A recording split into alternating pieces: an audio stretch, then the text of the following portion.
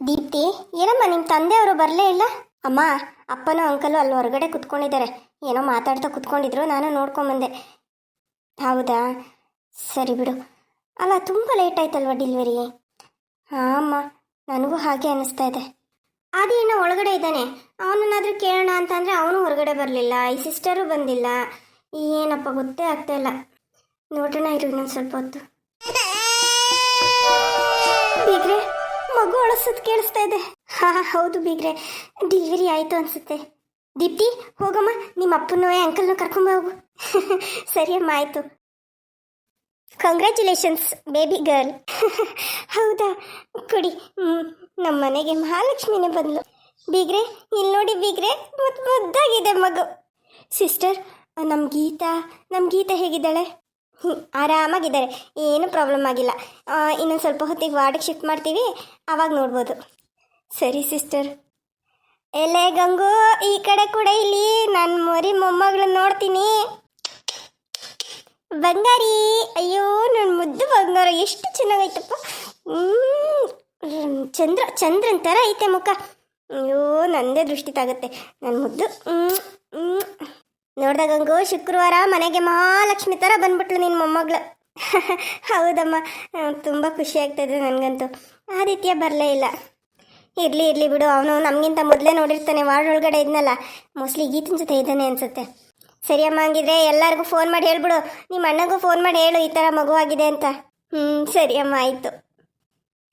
ನೋಡ್ದೇನಮ್ಮ ಶಾಂತಮ್ಮ, ನಿನ್ನ ಮೊಮ್ಮಗಳು ನೋಡು ಹೆಂಗಿದ್ದಾಳೆ ಅಂತ.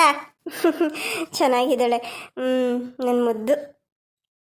ಹಾಯ್ ಫ್ರೆಂಡ್ಸ್, ಎಲ್ಲರೂ ಹೇಗಿದ್ದೀರಾ? ಎಲ್ಲರೂ ಚೆನ್ನಾಗಿದ್ದೀರಾ ಅನ್ನೋದು ನನ್ನ ಭಾವನೆ. ಈ ಕಥೆನ ಆದಷ್ಟು ಇನ್ನೊಂದು 5-6 ಎಪಿಸೋಡ್ ಮಾಡಿ ಮುಗಿಸೋಣ ಅಂತ ಅಂದ್ಕೊಂಡಿದ್ದೀನಿ. ಎಲ್ಲನೂ ಹ್ಯಾಪಿ ಎಂಡಿಂಗೇ ಕೊಡ್ತೀನಿ ಈ ಸ್ಟೋರಿನಲ್ಲಿ. ಮತ್ತು ಇದೇ ಚಾನಲಲ್ಲಿ ಇನ್ನೊಂದು ಸ್ಟೋರಿ ಹಾಕ್ತಾ ಇದ್ನಲ್ಲ, ಒಂದು ಎಪಿಸೋಡ್ ಅಷ್ಟೇ ಹಾಕಿದ್ದೆ. ಆ ಸ್ಟೋರಿನ ಮತ್ತೆ ಕಂಟಿನ್ಯೂ ಮಾಡೋದಕ್ಕಾಗಲಿಲ್ಲ, ಯಾಕಂದರೆ ಕೆಲವೊಂದಷ್ಟು ಜನಗಳು ಬೇಡ 2 ಕಥೆನೂ ಒಟ್ಟಿಗೆ ಹಾಕಬೇಡಿ ಅಂತ ಹೇಳಿದ್ರು. ಹಾಗಾಗಿ ಅದನ್ನು ಅಲ್ಲೇ ಕೈ ಬಿಟ್ಟಿದ್ದೆ. ಈಗ ಮತ್ತೆ ಅದನ್ನು ಶುರು ಮಾಡೋಣ ಅಂತ ಅಂದ್ಕೊಂಡಿದ್ದೀನಿ. ಆ ಮೊದಲನೇ ಎಪಿಸೋಡ್ ಏನು ಹಾಕಿದ್ದೆ ಅದ್ರ ಜೊತೆಗೆ ಈಗ ಕಥೆನ ಮುಂದುವರಿಸ್ಕೊಂಡು ಹೋಗ್ತೀನಿ. ಆ ಕತೆ ಆಲ್ಮೋಸ್ಟ್ ನಮ್ಮ ಲೈಫ್ಗೆ ಸಿಮಿಲರ್ ಇರುತ್ತೆ. ಅಂದರೆ ನನ್ನ ಸುತ್ತಮುತ್ತ ನನ್ನ ರಿಲೇಟಿವ್ಸು, ನನ್ನ ಚಿಕ್ಕಪ್ಪ ದೊಡ್ಡಪ್ಪ ಈ ಥರ ಇರೋರ್ದೇನೆ ಸ್ಟೋರಿನ ತಗೋತಾ ಇದ್ದೀನಿ.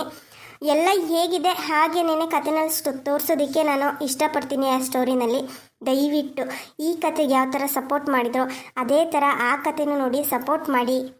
ಇವತ್ತಿಂದನೇ ಆ ಕಥೆನೂ ಹಾಕೋದಕ್ಕೆ ಶುರು ಮಾಡ್ತೀನಿ. ದಯವಿಟ್ಟು ಫ್ರೆಂಡ್ಸ್ ಎಲ್ಲರೂ ಸಪೋರ್ಟ್ ಮಾಡಬೇಕು ಅಂತ ನಿಮ್ಮ ಹತ್ರ ಕೇಳ್ಕೊತಾ ಇದ್ದೀನಿ. ಹಾಗೆ ಗೀತಂಗೆ ಹೆಣ್ಮಗು ಆಗಿದೆ. ಆ ಮಗುಗೆ ಏನು ಹೆಸರಿಡೋದು, ಯಾವ ಹೆಸರಿಟ್ಟರೆ ಚೆನ್ನಾಗಿರುತ್ತೆ ಅಂತ ನೀವೇ ಸಜೆಸ್ಟ್ ಮಾಡಿ ಕಮೆಂಟ್ ಮಾಡಿ ತಿಳಿಸಿ ಫ್ರೆಂಡ್ಸ್. ಅಳಿಯಂದ್ರೆ, ಗೀತಾ ಹೇಗಿದ್ದಾಳೆ? ಗೀತಾ ಆರಾಮಾಗಿದ್ದಾಳೆ.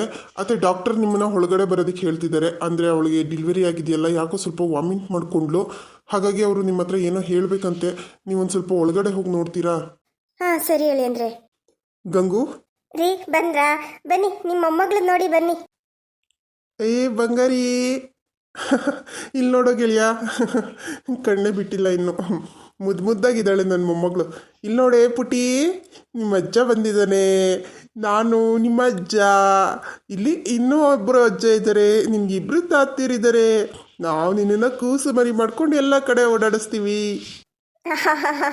ಕೂಸು ಮರಿ ಮಾಡ್ಕೊಂಡು ಊರೆಲ್ಲ ಸುತ್ತಿಸ್ತಾರಂತೆ ಇವರು.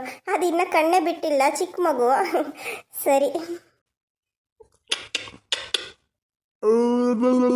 ಅವೇ ಬಂಗಾರ, ಎದುಳುವಾ, ತಾತ ಬಂದಿದ್ದೀನಿ. ತಾತ ನೋಡಲ್ವಾ ಕಂದ ನೀನು?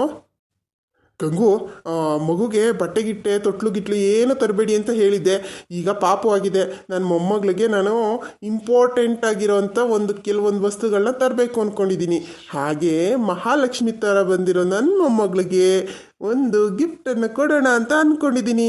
ಬಾ, ಈಗಲೇ ಹೋಗಿ ಗಿಫ್ಟ್ ತೊಗೊಂಡು ತೊಟ್ಲೆಲ್ಲ ತೊಗೊಂಡು ಬಟ್ಟೆ ಎಲ್ಲ ತೊಗೊಂಡು ಬರೋಣ. ಹಾಂ ಸರಿ ರೀ, ಆಯಿತು. ಕೊಡೋ ಇಲ್ಲಿ, ನಾನು ನನ್ನ ಮೊಮ್ಮಗಳನ್ನ ಎತ್ಕೊಂಡು ಮುದ್ದಾಡ್ತೀನಿ. ಅಯ್ಯೋ ತಗೊಳಪ್ಪ, ನೀನೇ ಎತ್ಕೋ, ನಾನೇನು ಬೇಡ ಅಂತ ಹೇಳಿದ್ದೀನಾ? ಬಂಗಾರಿ, ಎಲ್ಪ ನಿಮ್ಮ ಅಜ್ಜಿ ಮಾತಾಡ್ಸಿದ್ಲ ನಿನ್ನ? ಅಯ್ಯೋ ಮಗು ಎಷ್ಟು ಚೆನ್ನಾಗಿದೆ. ಬಂಗಾರ ಬಂಗಾರ. ಗಂಗು ನಡಿ, ಹಾಗಿದ್ರೆ ನಾವು ಒಂದು ಸ್ವಲ್ಪ ಶಾಪಿಂಗ್ ಮಾಡ್ಕೊಂಬಂದ್ಬಿಡೋಣ. ಹಾಂ ಸರಿ ರೀ. ಅಲ್ಲ, ಮಗು ಏನು ಮಾಡೋದು? ಅವರಮ್ಮ ನಾನು ಒಳಗಡೆ ಹೋದರು. ನಾನು ಇಲ್ಲಿಲ್ವಾ, ನಾನು ನೋಡ್ಕೋತೀನಿ, ನೀವು ಹೋಗ್ಬಿಟ್ಟು ಬರೋಗಿ. ಅದೇನೇನು ತರಬೇಕು ಎಲ್ಲ ತಗೊಂಡು ಬನ್ನಿ. ಹಾಗೆ ಇವರು ಮಂಜುಳಮ್ಮಂಗೂ ಕಾಲ್ ಮಾಡಿ ಹೇಳಿ ಒಂದು ಸ್ವಲ್ಪ ಗಂಜಿ ಮಾಡ್ಕೊಂಬ ಅಂತ ಹೇಳಿ. ಹಾಂ ಸರಿ ಅಮ್ಮ ಆಯಿತು. ಹಾಂ ಏನಪ್ಪ ಆದಿತ್ಯ, ಅಪ್ಪ ಆಗ್ಬಿಟ್ಟೆ ಅಂತೂ ಇಂತೂ ಅಪ್ಪ. ನಾಳೆಯಿಂದ ಜವಾಬ್ದಾರಿಗಳು ಜಾಸ್ತಿ ಆಗುತ್ತಪ್ಪ, ಹೆಣ್ಮಗು ಹುಟ್ಟಿದಾಳೆ. ಅಜ್ಜಿ, ಅಪ್ಪ ಆಗಿ ಪ್ರಮೋಷನ್ ಸಿಕ್ಕಿದೆಯಲ್ಲ, ಇದೇ ಖುಷಿಗೆ ನಿನಗೇನು ಬೇಕು ಕೇಳಜ್ಜಿ, ನಾನು ಏನಾದರೂ ಕೊಡಿಸ್ತೀನಿ ನಿನಗೆ. ಯಾಕಂದರೆ ನಾವಿಷ್ಟು ಖುಷಿಯಾಗಿ ಜೀವನ ಮಾಡೋದಕ್ಕೆ ಒಂದು ರೀತಿ ನೀನೇ ಕಾರಣ.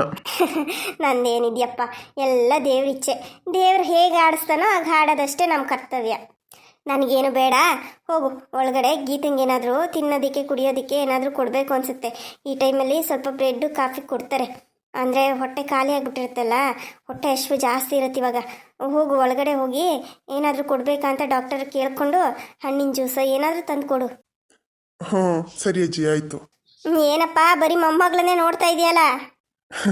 ಅಮ್ಮ, ನನಗಂತೂ ನನ್ನ ಮೊಮ್ಮಗಳನ್ನ ನೋಡಿ ಖುಷಿ ತಡೆಯೋದಕ್ಕೆ ಆಗ್ತಾಯಿಲ್ಲ. ನನ್ನ ಮಗಳನ್ನ ಹಿಂಗೆ ಇದ್ಲು ಹುಟ್ಟಿದಾಗ. ಹೌದಾ, ಸರಿ ಕೊಡಪ್ಪ, ಇಲ್ಲಿ ನಾನು ಎತ್ಕೊತೀನಿ. ಎತ್ಕೊಂಡು ಆ ಕಡೆ ಕುತ್ಕೋತೀನಿ. ಇರಲಿ ಬಿಡಿ ಅಮ್ಮ, ಪರವಾಗಿಲ್ಲ. ನನಗೆ ಮಕ್ಕಳನ್ನ ಎತ್ಕೊಂಡು ಅಭ್ಯಾಸ ಇದೆ, ನಾನು ಇಟ್ಕೊಂಡಿರ್ತೀನಿ. ಅಂದಾಗೆ ಅಮ್ಮ, ಈಗ ಡೆಲಿವರಿ ಎಲ್ಲ ಆಯ್ತಲ್ಲ, ನಾವು ಇಲ್ಲಿಂದ ಹೀಗೆ ಊರಿಗೆ ಕರ್ಕೊಂಡೋಗ್ಬಿಡೋಣ. ಅದು ಹೆಂಗಪ್ಪ ಆಗುತ್ತೆ? ಅಲ್ಲ, ಈಗ ಡೆಲಿವರಿ ಆಗೈತೆ, ಈಗ ನೀನು ಊರಿಗೆ ಕರ್ಕೊಂಡೋಗೋದು ಅಂತ ಅಂದರೆ ಬೇಡ ಬೇಡ, ಹೋಗಲಿ. ಇನ್ನೊಂದು ವಾರ ಕಳೀಲಿ, ಇನ್ನೊಂದು ವಾರ ಇಲ್ಲೇ ಆರೈಕೆ ಮುಗಿಸ್ಕೊಂಡು ಈ ಡಾಕ್ಟ್ರಿಗೆ ಮತ್ತೆ ಅದು ಇದು ಚೆಕಪ್ಪಿಗೆ ಬರ್ತಾ ಇರಬೇಕು. ಇನ್ನೊಂದು ವಾರದವರೆಗೂ ಅವರು ಹೇಳ್ತಾರೆ ಬಂದು ಹೋಗಿ ಅಂತ ಹೇಳಿ. ಹಾಗಾಗಿ ಅದೆಲ್ಲ ನಿನ್ನ ಹತ್ರ ಹೆಂಗೆ ಹೇಳೋದಪ್ಪ. ಹಾಗಾಗಿ ಒಂದು ವಾರ ಇಲ್ಲೇ ಇರಲಿ, ಒಂದು ವಾರ ಆದಮೇಲೆ ಬೇಕಿದ್ರೆ ಕರ್ಕೊಂಡು ಹೋಗ್ರಂತೆ. ಗಂಗು ಹತ್ರ ನಾನು ಮಾತಾಡ್ತೀನಿ. ಅದು ಹಂಗಲ್ಲಮ್ಮ, ಈಗ ಸೀಮಂತ ಮಾಡಿ ಕರ್ಕೊಂಡೋಗೋಣ ಅಂತ ನಾವು ಅಂದ್ಕೊಂಡಿದ್ದು. ಆದರೆ ಆ ದೇವರು ಸೀಮಂತನೂ ಮಾಡಿಸ್ಕೊಳ್ದೇ ಇರೋ ಥರ ಮಾಡಿಬಿಟ್ಟ. ಹಾಗಾಗಿ ಈಗ ಡೆಲಿವರಿ ಆಗಿದೆಯಲ್ಲ, ಇಲ್ಲಿಂದ ಹೀಗೆ ಊರಿಗೆ ಕರ್ಕೊಂಡೋಗ್ಬಿಡೋಣ. ಬೇಕಿದ್ರೆ ಒಂದು ಕಾರೇ ಮಾಡ್ತೀನಿ. ಅಯ್ಯೋ, ನೀನು ಕಾರ್ ಮಾಡ್ತೀಯ ಅನ್ನೋ ಪ್ರಶ್ನೆ ಬಂದಿಲ್ಲ ಕಣಪ್ಪ ಇಲ್ಲಿ. ಅಯ್ಯೋ, ನೀನು ಕಾರ್ ಮಾಡದೇ ಇದ್ರೆ ಯಾಕೆ ನಮ್ಮನೆಯಲ್ಲೇ ಕಾರ್ಗಳಿಲ್ವಾ? ಬಿಟ್ಕೊಡ್ತಾರೆ.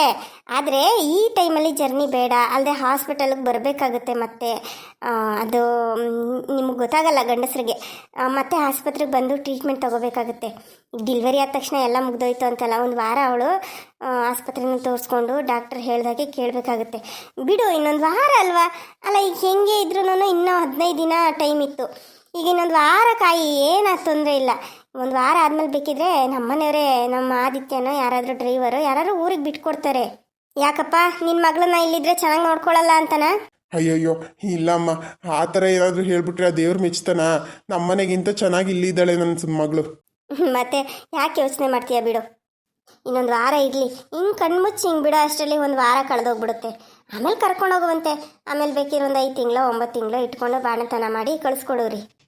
ಸರಿ ಅಮ್ಮ, ದೊಡ್ಡವ್ರು ನೀವು ಇಷ್ಟೊಂದು ಹೇಳ್ತಾ ಇದ್ದೀರಾ ಅಂತಂದರೆ ನಿಮ್ಮ ಮಾತಿಗೆ ಬೆಲೆ ಕೊಡಬೇಕಾಗಿರೋದು ನನ್ನ ಕರ್ತವ್ಯ. ಸರಿ ಅಮ್ಮ, ನೀವು ಹೇಳ್ದಾಗೆ ಆಗಲಿ.